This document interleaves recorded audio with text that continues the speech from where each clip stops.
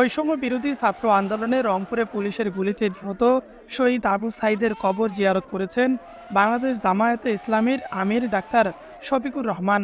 তিনি বুধবার সকালে পীরগঞ্জের জাফরপাড়ার বামনপুরের চিরনিন্দ্রায় শায়িত আবু সাঈদের কবর জিয়ারত করেন। এ সময় তিনি আবু সাঈদের পিতামাতা স্বজনদের সাথে দেখা করেন এবং সমবেদনা প্রকাশ করেন।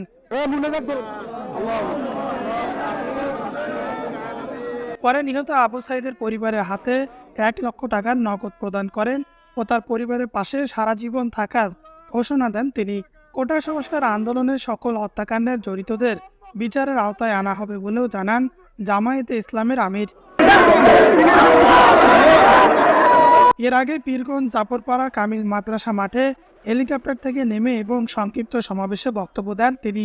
সমাবেশে দেশের অস্থিতিশীল পরিবেশ সৃষ্টিকারীদের প্রতি সজাগ দৃষ্টি রাখতে সকলের প্রতি আহ্বান জানান জামায়াতে ইসলামের আমির।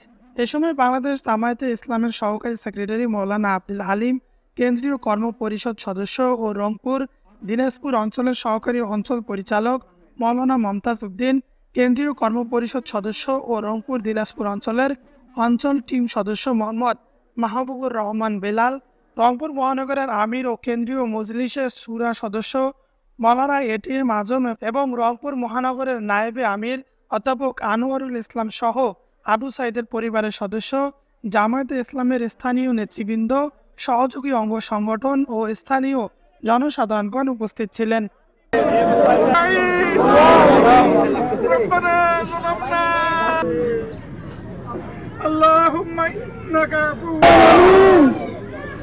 तमाम मखलूकेर खालिक कुदरतेर नजर দিয়ে আমাদের দিকে তাকাও। তুমি কবুল করো আল্লাহ। তার পুরা উত্তরের সময় রংপুর।